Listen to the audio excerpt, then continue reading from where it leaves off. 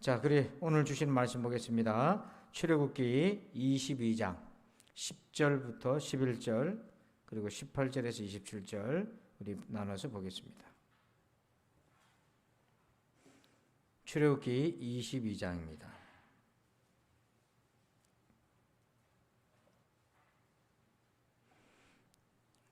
출애굽기 22장. 자, 먼저 10절, 11절 같이 읽겠습니다. 시작. 사람이 낙이나 소나 양이나 다른 짐승을 이웃에게 맡겨 지키게 하였다가 죽거나 상하거나 끌려가도 본 사람이 없으면 두 사람 사이에 맡은 자가 이웃의 것에 손을 대지 아니하였다고 여호와께 맹세할 것이요 그 임자는 그대로 믿을 것이며 그 사람은 배상하지 아니하려니와. 아멘. 자, 18절 갑시다. 자, 18절부터 27절을 교독하겠습니다. 너는 무당을 살려두지 말라. 여호와 외에 다른 신에게 제사를 드린 자는 멸할지니라.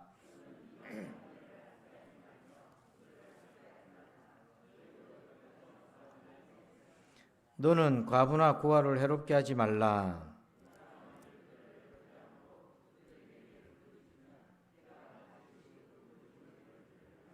나의 도가 맹렬함으로 내가 칼로 너희를 죽이리니 너희 아내는 과부가 되고 너희 자녀는 고아가 되리라.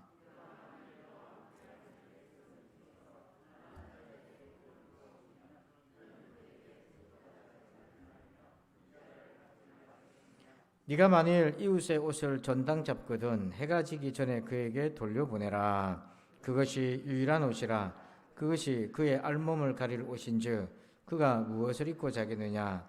그가 내게 부르짖으면 내가 들으리니 나는 자비로운 자임이니라. 아멘. 할렐루야.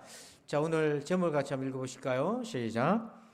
말씀 생활과 하나님의 성품. 아멘. 여러분, 하나님이 우리 안에 계신 줄로 믿습니다. 뭘로 할 수 있을까요? 물론 이렇게 예배를 드리고 기도하고 다 할 수 있지만 마태복음 5장 16절에는 이렇게 얘기했어요. 이같이 너희 빛이 사람 앞에 비치게 하여 그들로 너희 착한 행실을 보고 하늘에 계신 너희 아버지께 영광을 돌리게 하라. 자, 여기 보면 너희 빛이라고 되어 있잖아요. 이 너희 빛은 내 빛이 아닙니다. 우리의 어떤 인격 수양 빛 이런 게 아니고요. 우리 안에 계신 예수님을 얘기하는 거예요. 그래서 우리가 빛의 자녀지 않습니까? 그래서 예수님이 내 안에 계시다면 너의 착한 행실로 드러나게 되어 있다는 거고, 그거를 주변 사람들은 우리들의 착한 행실을 보고 뭘 본다는 거죠? 하나님의 영광을 본다는 거예요. 그러니까 오늘 신앙생활의 핵심은 뭐냐면 말씀으로 생활을 하는 거예요. 말씀으로 생활한다는 것은 생활 속에, 나의 생활 속에 빛나는 하나님의 영광을 드러내는 것입니다. 그래서 이 영광의 빛의 밝기나 색깔은 사람마다 다 달라요. 신앙의 그런 형편에 따라 다 다릅니다. 하지만 반드시 드러나는 것이 있는데 그건 뭐냐면 우리의 생활 속에서 내 빛이 아니라 내 안에 계신 예수님이 드러나게 되어 있다 하는 겁니다. 자, 그래서 제랄드 시초라고 하는 신학자가 코로나19 때 연구하면서 했던 얘기가 있어요. 한번 읽어봅시다. 위에 시작. 이 세상에 속하지는 않았지만 이 세상을 위해서 사는 것. 이것이 크리스찬의 생활이라는 거예요. 우리 예수 그리스도를 믿는 사람들은 세상에 속한 자가 아니에요. 하나님께 속한 자입니다. 아멘이시죠? 하지만 그렇다고 세상을 내팽개치는 것이 아니라 그렇기 때문에 세상을 위해서 사랑하고 섬기는 인생을 산다는 거예요. 왜요? 우리가 이 세상에 속하지 않고 하나님께 속해 있기 때문에 이 삶이 가능하다. 지금 모세가 출애굽 과정에서 시내산에서 하나님의 율법을 받아서 백성들에게 가르치고 선포하고 있는데 그 말씀의 내용들을 보면 뭐냐면 하나님이 우리 안에 계신 사람이라면 하나님을 정말 하나님으로 믿고 섬기는 사람이라면 반드시 이렇게 살아야 된다는 그런 내용들을 얘기해 주시는 거예요. 자, 먼저 한번 보십시다. 10절 말씀 한번 볼까요? 10절입니다. 시작. 사람이 낙이나 소나 양이나 다른 짐승을 이웃에게 맡겨 지키게 하였다가 죽거나 상하거나 끌려가도 본 사람이 없으면. 자, 이웃에게 자기 낙이나 소나 양을 좀 맡겼습니다. 그런데 맡겼는데 죽거나 사거나 끌려갔는데도 불구하고 본 사람이 없어요. 그런 일이 생길 수 있잖아요. 그러면 어떻게 해야 되나? 11절을 보면 두 사람 사이에 맡은 자가 이웃의 것에 손을 대지 아니하였다고 여호와께 뭐하라고 되어 있어요? 맹세할 것이요. 그러면 그 임자는 그대로 뭐하라고요? 믿을 것이며 그 사람은 배상하지 아니하려니와. 그러니까 두 사람 간에 시비가 생겼는데 짐승 맡겼는데 내가 훔쳐가거나 어떻게 한 게 아니에요. 근데 아무도 목격자가 없어요. 그러니까 이게 참 답답할 노릇인 거예요. 증언해 줄 사람이 아무도 없어요. 그럴 때는 어떻게 하라고 되어 있냐면 누구에게 맹세하라는 거예요? 하나님께 맹세하라는 겁니다. 자, 여러분 이제 이 부분을 주목하셔야 되는데 여기서 맹세라고 하는 히브리어 단어에는 어떤 의미가 있냐면 맹세라는 단어도 있는데 또 하나가 이런 뜻이 있어요. 저주라는 뜻이 있어요. 여러분 맹세라는 단어와 저주라는 단어가 언뜻 보면 어울리지 않을 것처럼 보이잖아요. 근데 이게 뭘 담고 있냐면 내가 정말 내 양심에 의해서 하나님의 이름으로 하나님께 맹세를 했는데 그것이 만약에 거짓이라면 나는 뭘 받겠다는 겁니까? 저주를 받겠다는 것을 포함하고 있는 거예요. 그래서 정말로 아무도 못 꾼 사람이 없는데 자기가 그렇게 하지 않았다면 하나님께 맹세해라. 자, 그 사람의 만약에 그것이 거짓 맹세면 하나님께로부터 저주를 받을 각오를 하고 맹세를 하는 겁니다. 자, 그래서 이 맹세라는 것이 성경에 처음으로 나온 구절이 있어요. 자, 창세기 14장 22절 한번 볼까요? 시작. 아브라함이 소돔 왕에게 이르되 천지의 주제이시오 지극히 높으신 하나님 여호와께 내가 손을 들어 맹세하노니.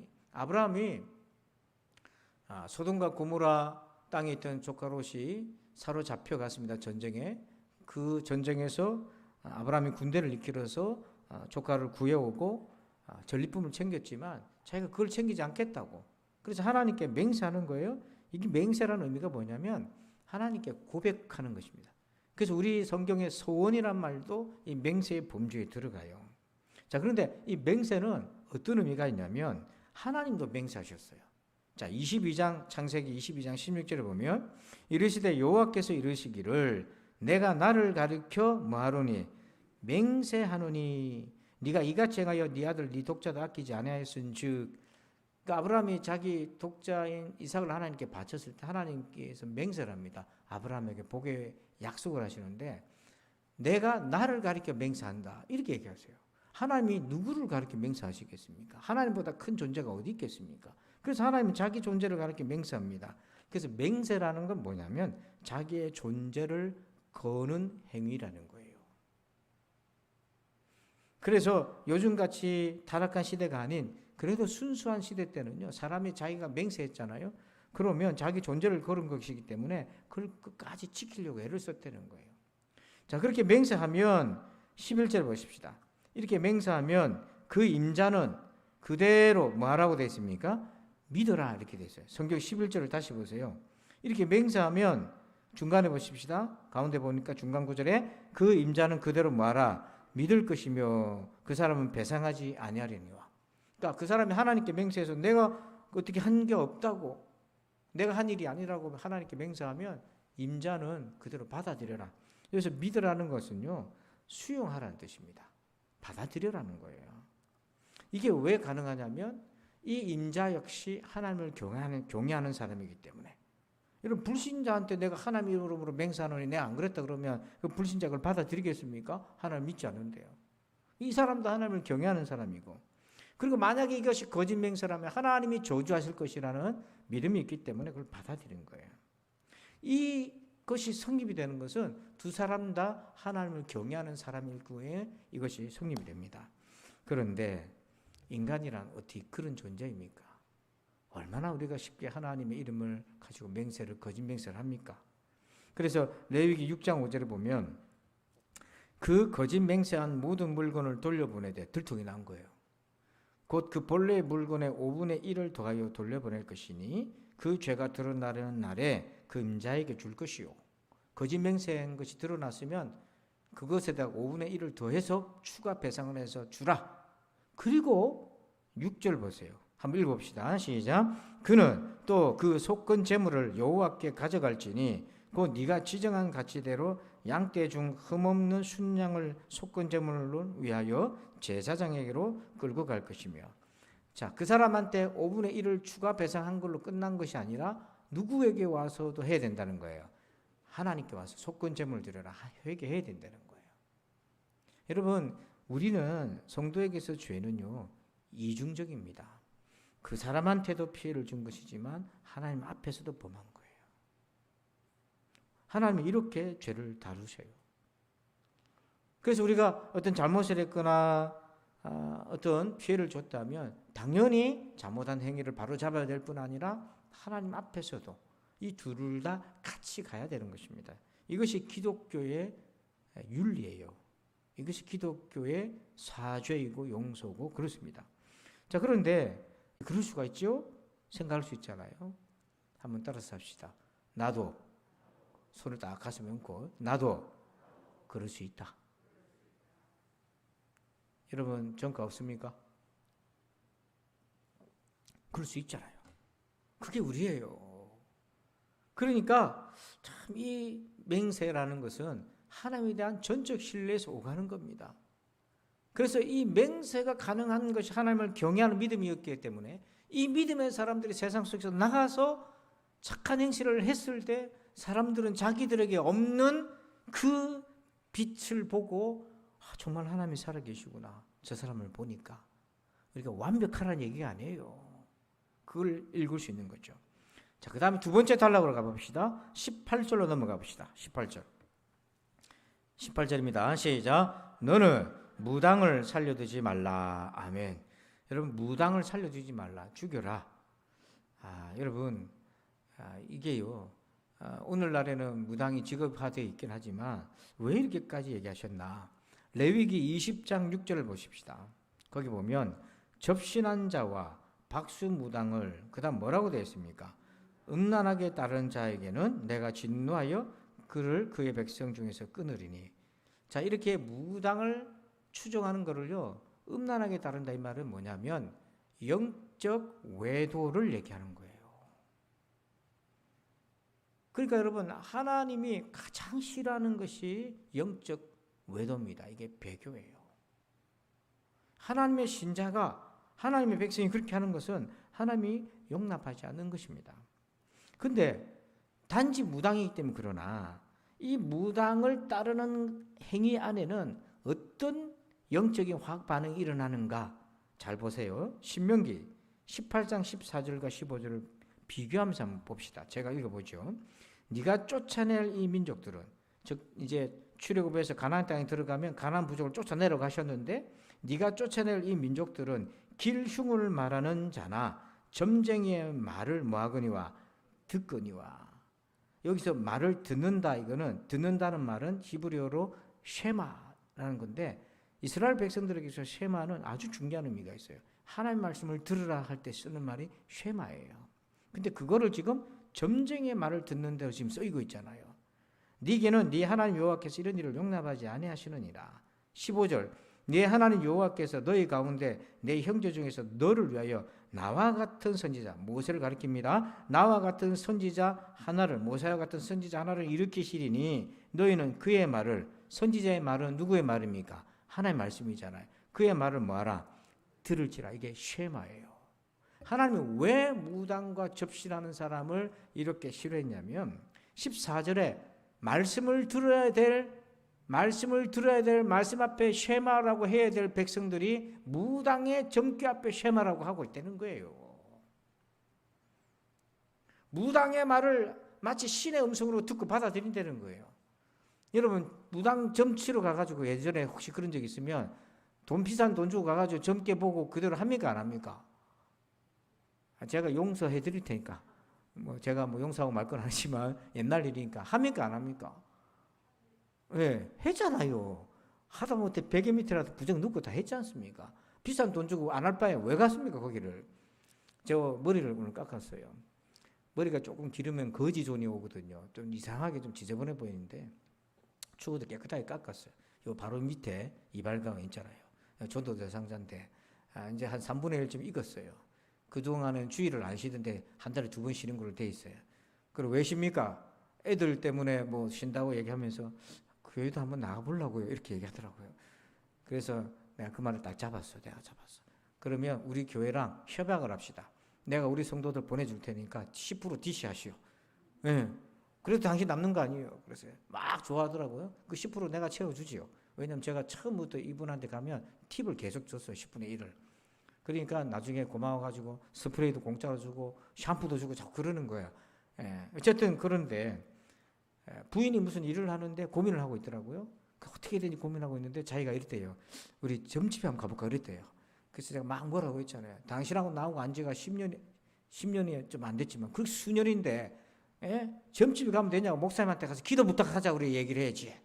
제가 농담삼아 막 뭐라 했어요. 그러니까 막 난감해가지고 미안해가지고 여러분 점집에 왜 갑니까? 정께 받고 그것대로 하면 뭔가 될 것 같거든요. 듣는 거예요. 하나님 왜 성도들이 주술과 이런 걸 싫어합니까? 하나님의 말씀 듣고 살아야 될 사람이 귀신 정께 받고 산다면 결국에는 이 귀신의 종노릇 하는 거잖아요. 사단과 하나님은 완전히 반대입니다. 속지 마세요. 젊게 보면 형통할 것 같죠? 아닙니다. 결국에는 사탄이 종노릇으로 딱 만들고 사탄이 뭡니까? 도둑질하고 죽이고 멸망시키려는 것이 사탄입니다. 속으면 안 돼요. 절대로 속으면 안 돼요. 그래서 하나님이 제일 싫어요. 여러분 하나님의 말씀의 쉐마 즉 들으시기를 축원합니다. 그 다음 보십시다. 21절 한번 볼까요? 21절 건너뛰고 22절을 보십시다. 22절 시작. 너는 과부나 고아를 해롭게 하지 말라. 아멘. 자 여러분 하나님이 과부나 고아를 해롭게 하지 말라고 그러셨는데 한번 제가 질문을 드려보지요. 왜 그렇게 하면 안 됩니까? 왜 그렇게 하면 안 되죠? 물론 우리가 예수 믿기 전에는 그거 잘못된 거잖아요. 그거 나쁜 일이잖아 라고 얘기할 수 있어요. 왜냐하면 약자지 않습니까? 고아와 과부로. 힘없는 자라고 해서 마음대로 하면 되는가? 그래서 인간은 윤리적인 가치관이 있어요. 어릴 때부터 부모님과 교육을 통해서 배워온 것이 있어요.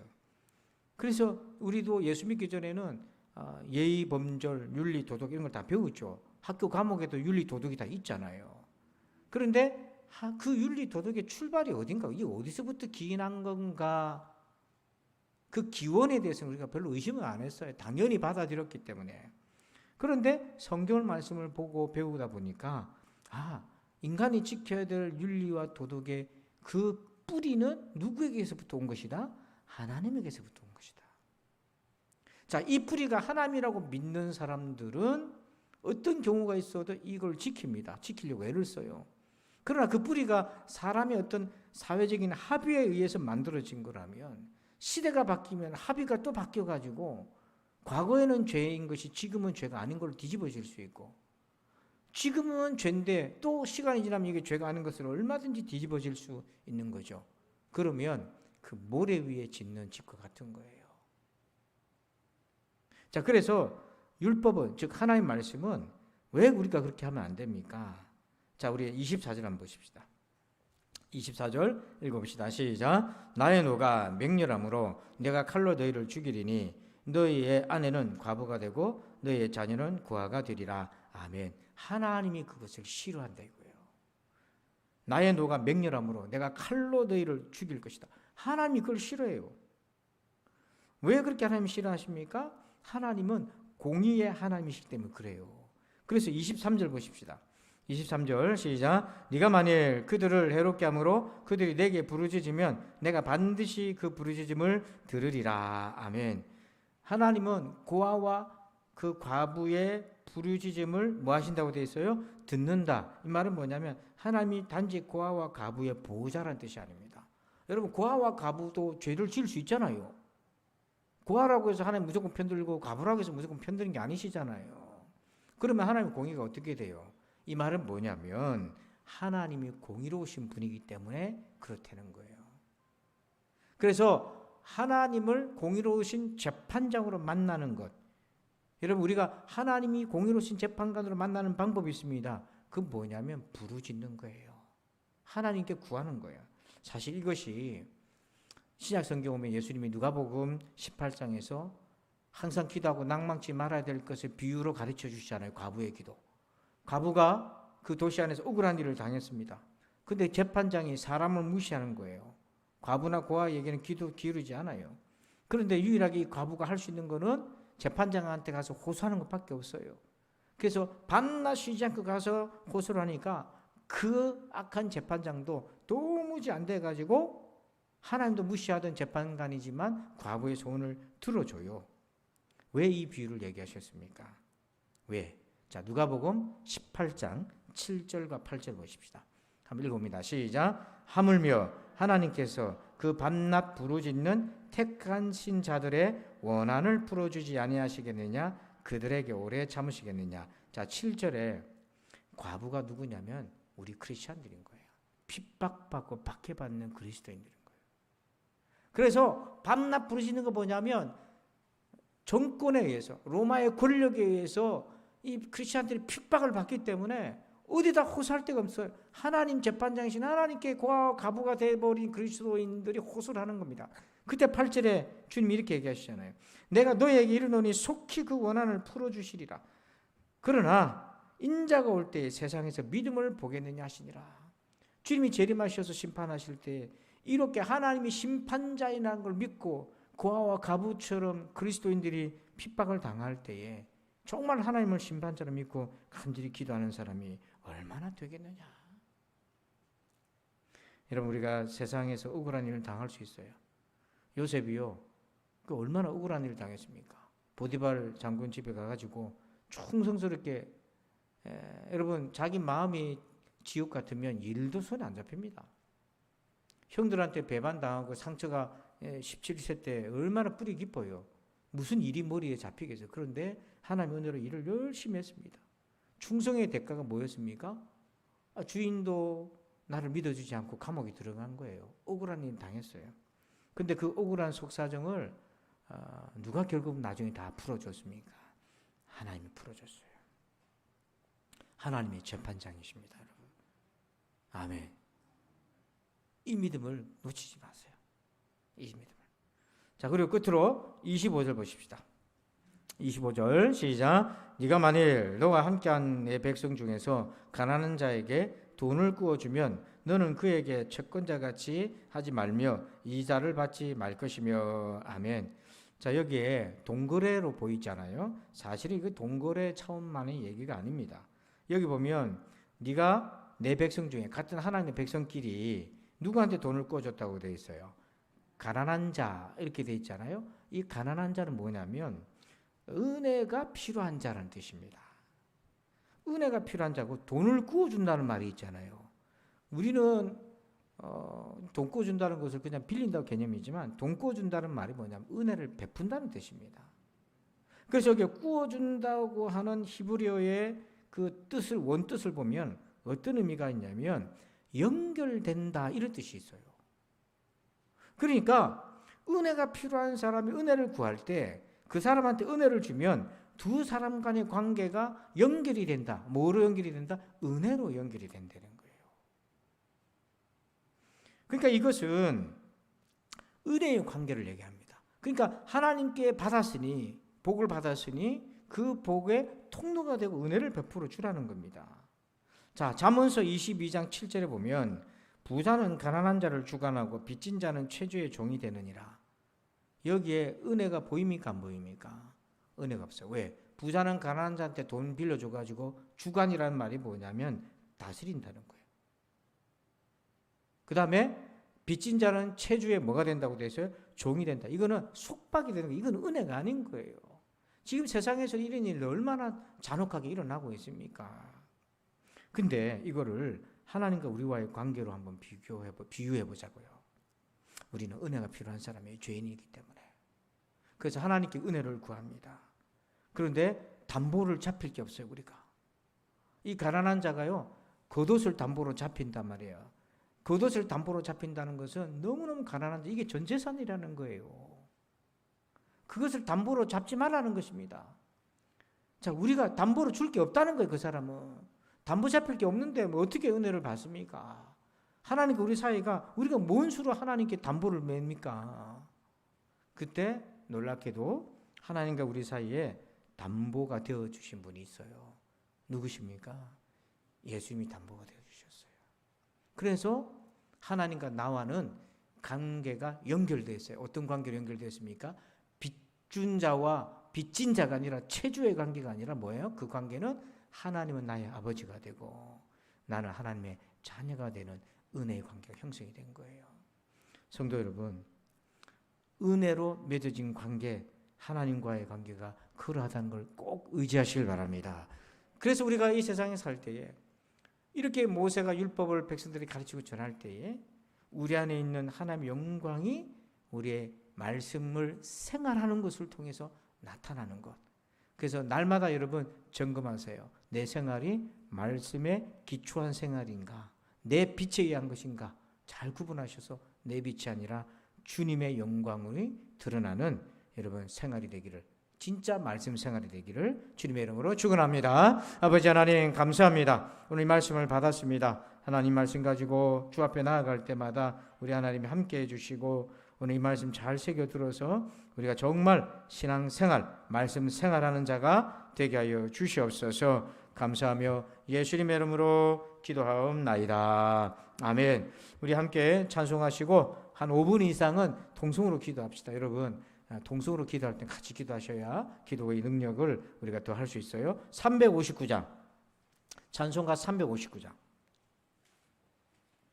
그리고 방언의 은사를 받으신 분들은 방언으로도 기도하세요. 그래서 계속 그 은사를 쓰시기 바랍니다. 359장 우리 박수하면서 찬송합시다.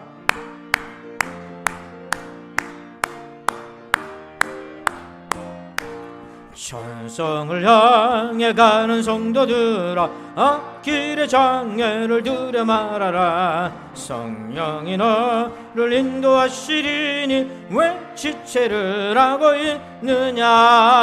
앞으로 천성을 향해 나가세. 천성문만 바라고 나가세. 모든 천사 너를 영접하러 문 앞에 기다려서 있네. 너 가는 길을 누가 비웃거든 확실한 증거를 보여주어라. 성령이 친히 감하여 주사 그들도 찬 길을 찾으리. 앞으로 천성을 향해 나가세. 천성문만 바라고나 모든 천사 너를 영접하러 문 앞에 기다려서 있네. 너 가는 길을 모두 가기 전에 내 손에 든 검을 꽂지 말아라. 천막이 흉계 모두 깨뜨리고 끝까지 잘 싸워 이겨라. 앞으로 천성을 향해 나가세. 천성문만 바라고 나가세. 모든 천사 너희를 영접하러 문 앞에 기다. 앞으로 천성을 향해 나가세. 천성문만 바라고 나가세.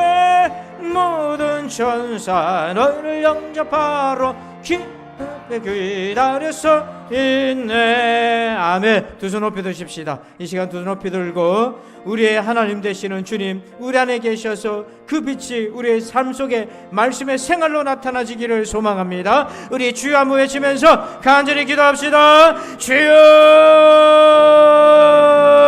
아버지 하나님 감사합니다. 아버지 하나님 감사합니다. 오늘도 말씀을 들었습니다. 오늘도 아버지 신의 산에서 율법을 계시하시고 하나님의 백성으로 마땅히 살아야 될 바를 말씀해 주신 주님,